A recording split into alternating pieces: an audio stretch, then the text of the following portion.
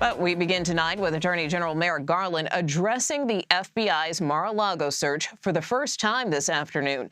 Mr. Garland said the Justice Department is moving to unseal the search warrant related to the raid on former President Trump's home, and that he personally approved the search.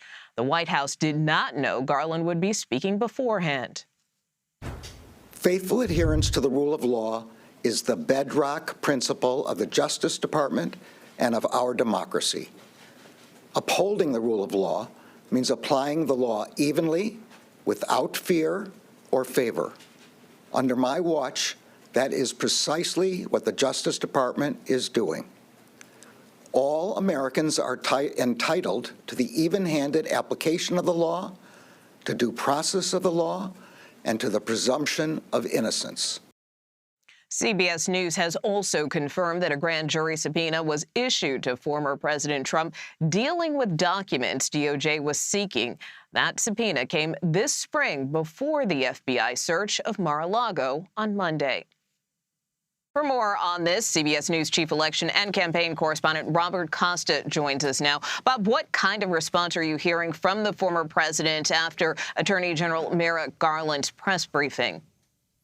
So far, former President Trump has issued a statement on his social media platform, Truth Social, saying that he and his legal team have cooperated with federal investigators throughout this process. What CBS News does know is that in recent months, there was a federal grand jury subpoena issued in the springtime to the former president and his team about the use of documents in the final days of the Trump administration, and about how he handled those documents once he returned to his residence at the Mar-a-Lago estate in Florida.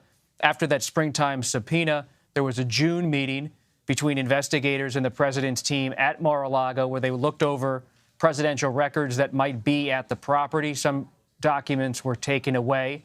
And what we're still trying to fill in the gaps about in our reporting is between June and August, when the FBI search took place, what happened? Was there some kind of collapse in discussions between the president's team and federal investigators, federal prosecutors? What happened that led to this search? The Attorney General offered more clarity today by moving to unseal the search warrant, but there are still answers and many questions. We're still searching for answers to many questions about how exactly this has played out since June.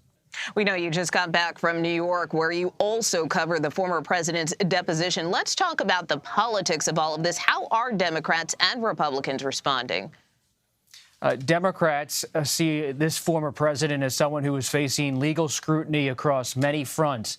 There's a Justice Department investigation of his handling of documents, a Justice Department investigation of the former president's inner circle and how they handled the post-election period in 2020, trying to get the results overturned, their roles in and around the Capitol attack on January 6th. There's also a district attorney in Fulton County, Georgia, probing the president's conduct, along with the associates of former President Trump.